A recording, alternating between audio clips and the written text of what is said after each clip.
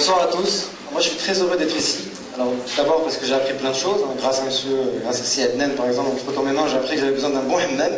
Ça, c'est le premier point. Ensuite, je suis aussi très heureux d'être ici parce que j'adore parler. Parler pour échanger, principalement. Et c'est avec grand plaisir que je vais vous raconter un peu mon parcours et on va essayer de comprendre un peu les enjeux de Manage Yourself. Parce que la première question que je me suis posée, moi, quand on m'a envoyé le sujet, donc le thème Manage Yourself, enfin, ce sont deux mots l'un à côté de l'autre, c'est de faire un premier point de syntaxe. C'est ce que je vous propose tout de suite. Parce que vous savez qu'en anglais, un mot selon la place qu'il a dans une phrase peut signifier plusieurs choses. C'est la même chose d'ailleurs en arabe. On dit to manage something. Naturellement, on pense à une entreprise, parce que management. Et là, ça veut dire quoi? Ça veut dire, ça renvoie très souvent, on le traduit par gérer, organiser, diriger. Diriger qui est un verbe très intéressant, parce qu'il signifie commander, mener, mais aussi donner un sens, une direction. Alors, désolé pour les Barcelonais, j'ai mis une image du Real Madrid, parce que je suis fan du Real Madrid. Pour donner un autre exemple, donc une autre signification du mot manage, qui est to manage to, qui signifie cette fois-ci réussir, gagner et aboutir. Alors, une fois qu'on a fait ce petit point de syntaxe, on arrive à avoir une meilleure idée de ce que peut signifier, ce que pourrait signifier manage yourself. C'est l'idée selon laquelle on s'organise, on structure sa réussite et sa réussite personnelle, vis-à-vis de soi, vis-à-vis aussi des autres. Alors maintenant que je vous ai dit tout ça, je ne vais plus en parler, en fait. Je vais parler d'autre chose. Pourquoi? Parce qu'il y a eu des intervenants avant moi qui vous ont déjà parlé de ces éléments et qui ont une plus grande expérience. Moi, je vais essayer de faire passer un message simple, qui est celui qui est une espèce de principe de vie que je me suis appliqué, et on va en parler tout de suite. On va en parler, si ça marche, voilà, sous l'axe d'une question, une problématique, qui vous inspire. D'autres ont parlé avant moi d'inspiration. C'est vrai que entre la réussite et l'inspiration, il y a un certain nombre de frontières, il y a des liens. Alors, qui vous inspire? Quand on parle d'inspiration, on pense souvent à des figures même historiques. Des grands noms. Abdelkarim Khattabi.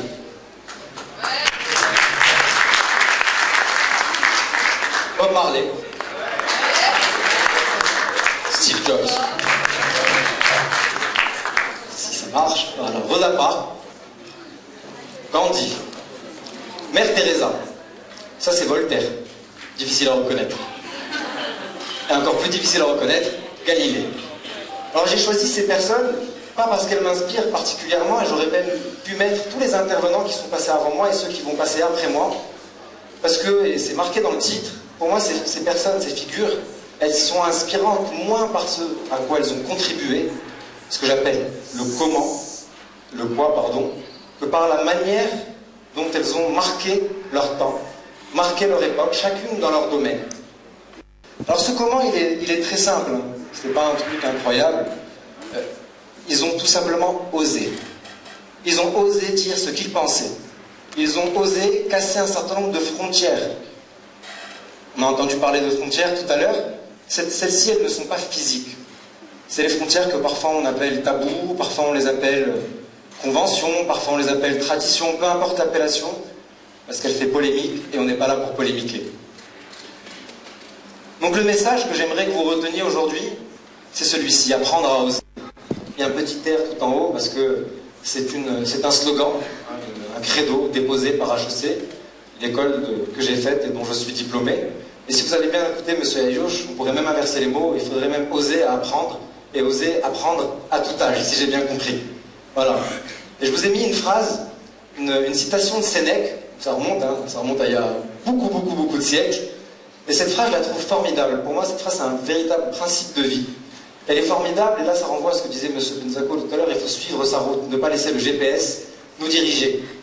Parce que, qu'est-ce qu'il dit Sénèque? Il dit, ce n'est pas parce que les choses sont difficiles que nous n'osons pas, mais parce que nous n'osons pas qu'elles sont difficiles. Il consacre la beauté de l'être humain par rapport à un certain nombre d'êtres vivants qui existent sur cette terre. C'est cette capacité à réfléchir, cette capacité à mettre en perspective, cette capacité à construire, à déterminer son destin. Et pour le faire, il faut oser. Et oser, croyez-moi, c'est pas si difficile que ça. C'est pas si difficile que ça, la recette, elle est très simple. Je vous rassure, je suis pas Choumicha. Pour nos amis français qui nous regardent, Choumicha, c'est l'équivalent de Maïté. Alors une recette simple qui commence par croire. On va y arriver, hein. Croire. Croire en Dieu, croire en un système de valeurs, mais croire aussi en soi. Croire pour vouloir. Pourquoi vouloir? Parce que selon l'adage, quand on veut, on peut. Donc vouloir pour pouvoir. Alors ce que je trouve un peu embêtant avec cet adage, c'est qu'il s'arrête justement à pouvoir. Tout à l'heure, si Hermès disait « Qimat al-amal », la valeur du travail. Pouvoir, c'est bien beau, mais quand on peut, il faut agir. J'ai cité si Hermès parce que je le respecte énormément. Je vais citer aussi Benjamin Franklin, qui disait que faire et souhaiter faire, ce sont deux choses bien différentes. Donc il faut agir. Et pourquoi est-ce qu'il faut agir? Parce que c'est l'unique, je dis bien l'unique moyen d'obtenir ce que l'on souhaite obtenir. Qu'on agit pour avoir. Le fait d'oser, ce qu'on appelle parfois l'audace, on le retrouve à chacune de ces étapes. Alors vous allez me dire, oser avoir, conceptuellement c'est assez difficile. Et c'est là où il faut voir, je l'ai dessiné en escalier, les escaliers ça se monte mais ça se descend. Hein. Et parfois on a des choses, mais encore faut-il vouloir les appliquer, les mettre en avant, les exploiter. Vous voyez que c'est un processus qui est ascendant, mais aussi descendant. C'est là maintenant que je vais vous parler un peu de moi, parce que je vous ai décrit une recette. Je vais vous dire comment est-ce que je me la suis appliquée. Alors comme tout le monde, comme vous notamment, moi mon parcours il commence bébé. Voilà, ça c'est moi bébé. Alors à l'époque j'étais blond, mais on dit que le bien marocain est puissant, et je suis le brun que vous voyez aujourd'hui. Un bébé insouciant. Insouciant pendant longtemps, de longues années, jusque mes 18 ans pour être honnête, où il y a eu une rupture. Ce que j'appellerais peut-être même un premier échec éventuellement, on peut le considérer comme ça, où j'ai un professeur, dans un lycée français à Casablanca, que je ne citerai pas, mais que tout le monde connaîtra, reconnaîtra, qui m'a dit « tu ne réussiras pas ». Parce que oui, j'étais modeste, un étudiant modeste, quelles qu'en soient les raisons, peu importe. Il m'a dit « tu ne réussiras pas ». Et là j'ai eu un déclic. Je me suis dit « mais qui est cette personne pour me dire « tu ne réussiras pas ». Alors je me suis dit « qui est-il » Et là, je me suis mis à vouloir. Avant de vouloir, j'ai cru en moi.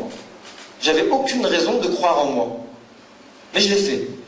Et là, j'ai commencé à vouloir un certain nombre de choses. Et je me suis dit, vous savez ce que je vais faire? Je vais faire une classe prépa.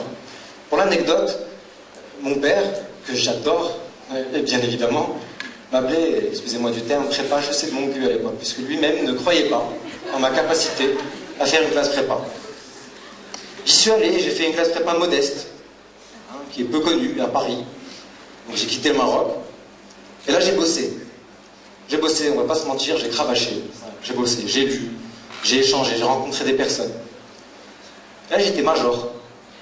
Je me suis dit, ils avaient raison hein, finalement, j'aurais peut-être dû bosser avant. Parce qu'en bossant, je suis arrivé et j'étais major. Mais là, première claque. Grosse claque. Je passe les concours et j'ai rien. J'ai pas d'école. On avait beau être major, j'ai pas eu d'école. Bon, c'est un mensonge, j'ai eu quelques écoles, et là encore, mon père est intervenu. S'il te plaît, on vous dit, pardon, intègre n'importe quelle école. Voilà. Et je lui ai dit non, papa. Pourquoi est-ce que je lui ai dit non? Parce que quand on fait une classe prépa, ben, on peut recommencer ses concours. Dans le jargon des préparationnaires, on dit QB. Voilà, donc j'ai QB. J'ai fait une 3e année de classe prépa. 5,5 pour les ingénieurs, je suis un pur commercial, excusez-moi. Voilà, mais vive les ingés, vive les commerciaux, on a besoin l'un de l'autre, hein, ne l'oubliez pas. Et en faisant cette dernière année, ben, j'ai intégré HEC finalement. J'ai intégré HEC avec un super classement que je ne donnerai pas parce que HEC, on ne reconnaît pas les classements à l'entrée. Et je suis devenu ce diplômé, un diplômé ambitieux, vraiment plein d'ambition. J'avais envie de faire plein de choses.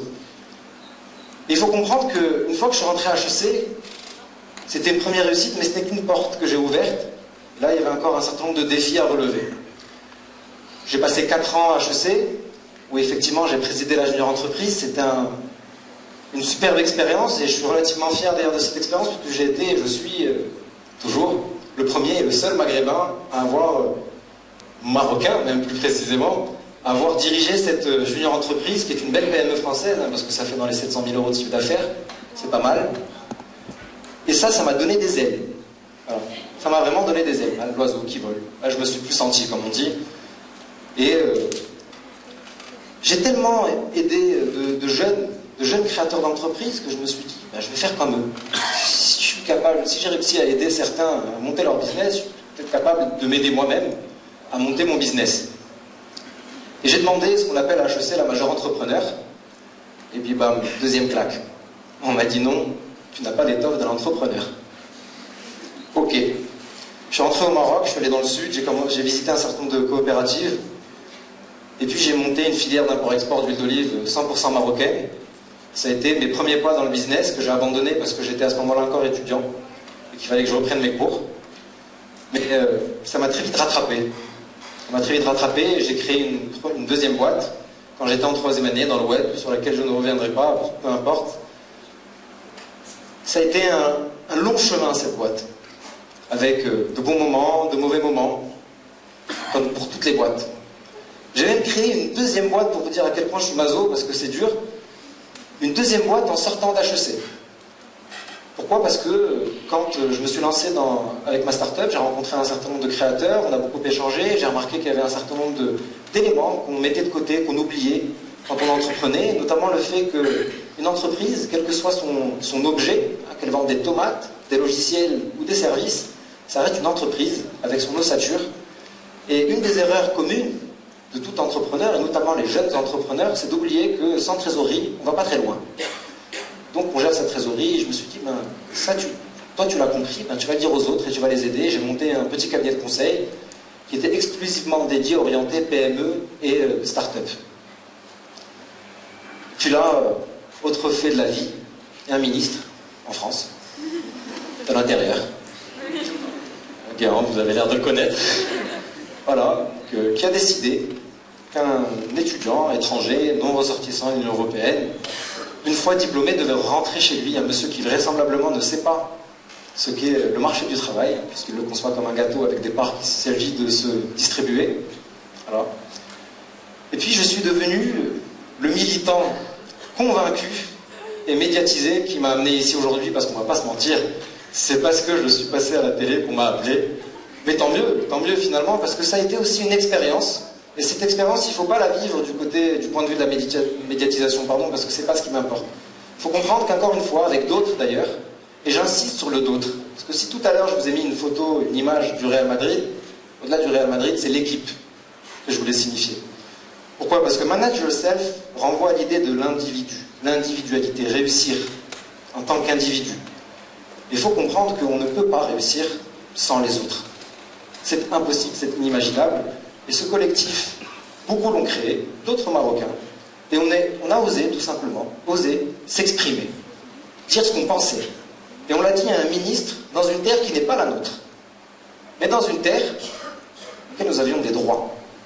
Et donc nous avons tout simplement demandé à ce que nos droits soient respectés.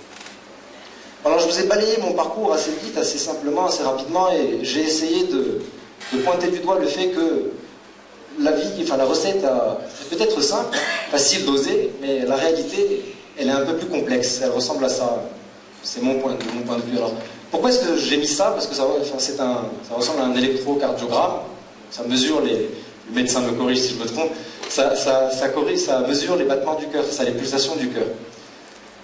Et on dit que sans cœur, il n'y a pas de vie. Et donc finalement, ça veut dire que ce schéma, il est aussi à l'image de la vie. Des phases ascendantes, des phases descendantes, des hauts, des bas, des échecs, des réussites. Et puis le tout se termine par cette ligne, qu'on pourrait appeler la mort, tout simplement. Et tout à l'heure, M. Aïlou, je disais qu'il n'y a pas d'âge pour apprendre. C'est vrai, on va de porte en porte. Et ça se termine à ce moment-là. La dernière porte, c'est celle qui se ferme, c'est quand on quitte ce monde. Mais alors pourquoi est-ce que, si la recette est simple, la réalité est beaucoup plus complexe? C'est parce qu'il y a des paramètres, il y a des conditions à prendre en compte, dont il faut tenir compte, pardon. Je vous ai donné une condition tout à l'heure qui est celle du travail en équipe. Il faut bosser avec, pour, par les autres. Une évidence. Il y a des facteurs qu'on ne maîtrise pas, qu'on subit. On l'appelle parfois le facteur chance. C'est la circulaire Guéant, dans mon parcours. Mais il faut comprendre, et c'est ce qui est intéressant avec le fait d'oser, que quand on ose, ce facteur chance, ben on le provoque. Et quand on provoque la chance, il y a des opportunités qui s'offrent à nous, et il faut les saisir. Et quand on réfléchit comme ça, on essaie de revenir un peu, de balancer, et dire, la recette est simple, et la réalité est complexe, et on comprend que finalement ce qu'il y a de difficile, c'est rebondir. C'est ce creux qui permet de repartir en avant. Hein? C'est Churchill, je crois, qui disait le succès, c'est d'aller d'échec en échec sans jamais perdre de son enthousiasme. C'est un peu... Moi, je préfère l'image du couteau. Je dis que l'échec, c'est comme un couteau. Ça dépend d'où on le prend, en fait. Soit vous le prenez de la lame, soit vous le prenez du manche. Quand vous le prenez du manche, vous le maîtrisez. Et j'ai encore une fois une recette. Une recette, cette fois-ci, pour que la réalité, vous la perceviez autrement. Comme ça. Une droite. Elle va apparaître. Là, voilà. Une droite. Alors, c'est juste une conception. Alors, comment est-ce qu'on fait pour passer de cette courbe-là avec des pics à une droite? Eh bien, on considère un problème, non pas comme un état, une situation changeante, un fléau, mais comme une donnée, comme en mathématiques. Parce que quand on fait d'un problème une donnée, eh bien, on agit en conséquence. On reconstruit.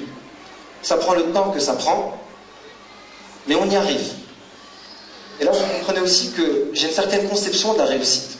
Une conception qui n'est pas matérielle. L'idée, c'est pas forcément d'avoir.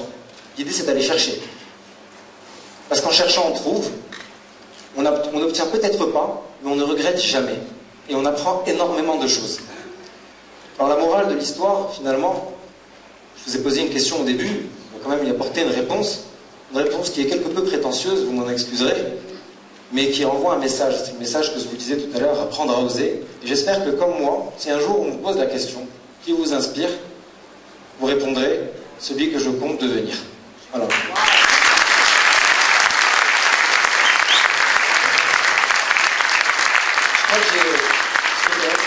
Je crois que j'ai encore une petite minute, non? J'ai encore une petite minute, alors j'aimerais juste passer un dernier message, parce que beaucoup l'ont dit avant, vous avez cité, M. Cardoudi, quelques mots, quelques fléaux de cette humanité. On est à l'ISCAE. Moi je considère que l'ISCAE c'est l'HEC marocain. Vous êtes tous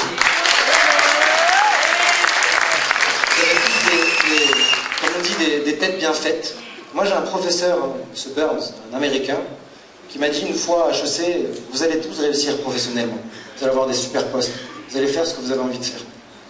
Il m'a dit, Nabil, imagine si tu prenais 1 heure de ton temps, chaque jour, ou peut-être même chaque semaine, ou peut-être par quinzaine, et que tu dédiais ce temps à réfléchir aux problèmes du monde. Eh bien peut-être qu'on résoudrait beaucoup de problèmes.